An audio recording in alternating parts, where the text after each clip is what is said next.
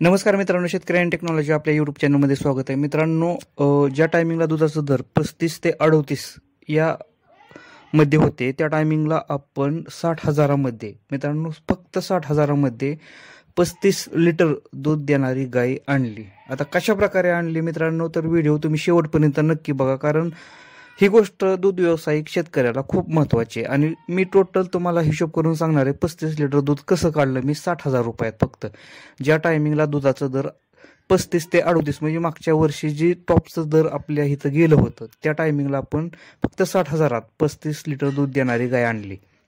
तर मित्रांनो, आपल्याला एक टिप लागली की एका गोट्यावरती एका शेतकऱ्याच्या गायी विकायला आहेत. त्या आपण गेलो तिथं गेल्यानंतर तिथं आपण बघितलं की गायीच्या किमती एका व्यापाऱ्यानं 55,000ला ती गाय मागितली होती. म्हणजे आता कसं होतं की 2 गायी होत्या, तर एक गाय गाभण राहत नव्हती आणि ती गाभण राहिली होती म्हणून शेतकरी विकत होता. आणि त्याच्यानंतर जे तुम्हाला दिसते व्हिडिओमध्ये दिसते ती गाय आणि त्या पलीकडली गाय मित्रांनो, जी काळी गाय आहे की ती पहिला कालवड होती आणि कमी टक्क्यातली होती, म्हणून सटाव ह्या 2 गायी विकायच्या होत्या शेतकऱ्याला.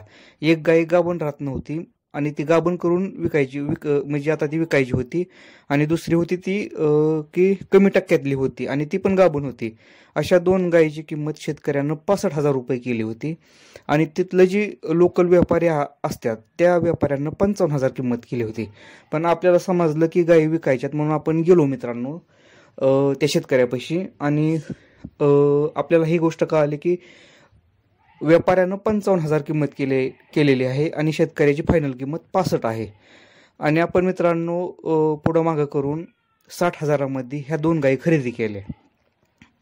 2 गायी 60,000मध्ये फायनल केल्या, कारण व्यापारी 55 मागत होता आणि शेतकरी 65 मागत होता, म्हणून आपण शेतकरी 60,000 रुपयात गायी फायनल केल्या आणि शेतकऱ्यांना आपल्याला त्या दिल्या गायी, ह्या 2 गायी. तर गायी विकण्याचं कारण असं होतं की एक तर कमी टक्क्यातले कालवड आणि दुसरी गाय गाभण राहत नव्हती, आणि दोन्हीही गाभण करून शेतकऱ्यांना आपल्याला 60,000मध्ये दिल्या. मित्रांनो, ती गायी ज्या टायमिंगला आल्यानंतर गाय आपल्या गोट्यावर आल्यानंतर एक 15 दिवसात वेल्यानंतर त्या गायीचं आपण टॉपचं मिल्क काढलं 20 लिटर. म्हणजे दिवसाचं बरं का मित्रांनो, दिवसाला एक गाय चालली 20 लिटर ही गाय.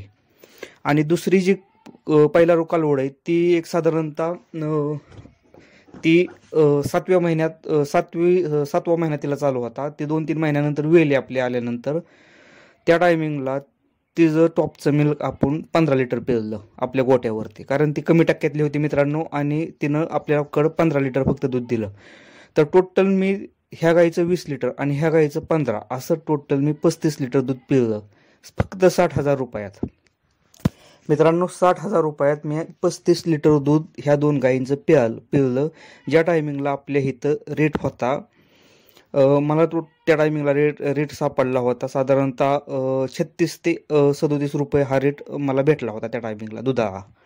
म्हणून मित्रांनो की हे दूध व्यवसायामध्ये अशा गोष्टी माहीत असणं खूप गरजेचं असतं. आता त्याच टायमिंगला जर मी 35 लिटर दूध देणारी गाय जर खरेदी करायचा जर विचार केला असता तर कमीत कमी मला 1.5 लाख रुपये खर्च करावा लागला असता गायीवरती, कारण त्या टायमिंगला दुधाचं रेट जास्त होतं आणि गायीचं रेटसुद्धा जास्त गेलं होतं आपल्याला माहिती आहे. आणि 35 लिटर दूध देणारी गाई एक तर आता भेटणं म्हणजे कठीणच आहे, आणि जरी भेटली तर त्या गायीची किंमत कमीत कमी 1,30,000 1,40,000च्या रेंजमध्ये आता भेटते मित्रांनो. कारण दुधाचं रेट आपल्याला माहिती आहे की जास्त असल्यामुळं त्या टायमिंगला जास्त होतं, त्या टायमिंगला गायीचं रेटसुद्धा जास्त होतं.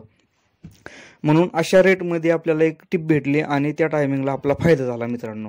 मग असं आपल्याला कंटिन्यू दूध व्यवसाय करत असताना सर्चमध्ये राहायचं असतं की कुठं आपल्याला गाय कमी किमतीत चांगल्या प्रकारे भेटतात मित्रांनो. अशा जर गायी जर आपल्याला भेटल्या तर आपला गोटा एकदम सक्सेसफुली होतो. कारण कसं राहतं, काही टायमिंगला एखाद्या गोट्यावरती गाय गाभण राहत नाही, तीच गायी गोटा चेंज केल्यानंतर गाभण राहतात.